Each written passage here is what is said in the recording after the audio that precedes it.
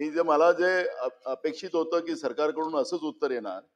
अध्यक्ष महाराज, या बिचाऱ्या आमच्या आशा वर्करांनी, गटप्रवर्तक प्रत्येकाच्या घरी जाऊन आमच्या भगिनींची तपासणी करणं, गरोदर महिलांना व्यवस्थित शासनाच्या योजना समजून सांगणं, त्यांचं बाळ आणि आई दोघांनाही सुरक्षित ठेवणं, असं मोठं काम करतात अध्यक्ष महाराज.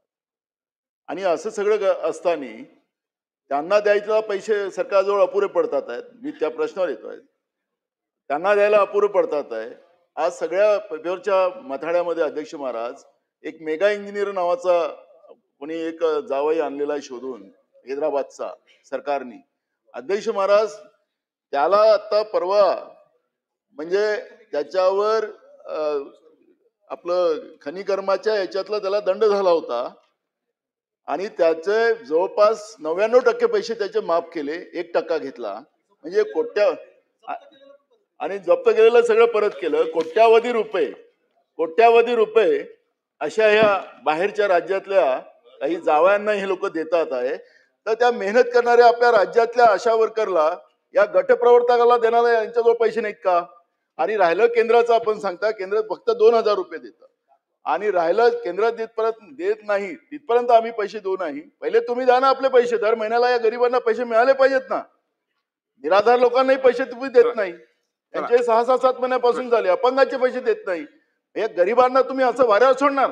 चला मंत्री महोदय, सूटबुटाची सरकार आहे तुमची आणि गरिबांना काहीच नाही.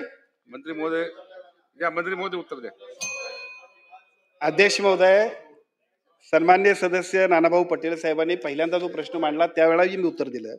खरं म्हणजे देशामध्ये अशा पद्धतीचं ठोक मानधन देण्याचं जे काही राज्याने निर्णय घेतला त्याच्यामध्ये महाराष्ट्र पहिला आहे. खरं तर अशा सेविकांचं, स्वयंसेविकांची जी काही एकूण सगळी नियुक्ती झाली त्याच वेळेला त्यांनी फक्त त्या 62 तपासण्या की ज्या NHMच्या गाईडलाईन्समध्ये त्या करण्यावरती त्यांना इन्सेंटिव्ह द्यायचा आहे. परंतु त्या इन्सेंटिव्ह बरोबर आपल्या राज्यानं खूप चांगल्या पद्धतीने निर्णय घेतला आहे की ज्याचा फायदा सगळ्या अशा स्वयंसेविकांना होतो. नाही, आता ते रुटीन चालू झालं ना.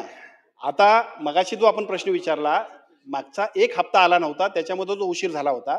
आता सुरळीतपणानं सगळ्यांची पेमेंट चालू झाली. चला निकम साहेब. अध्यक्ष महोदय, राष्ट्रीय आरोग्य अभियान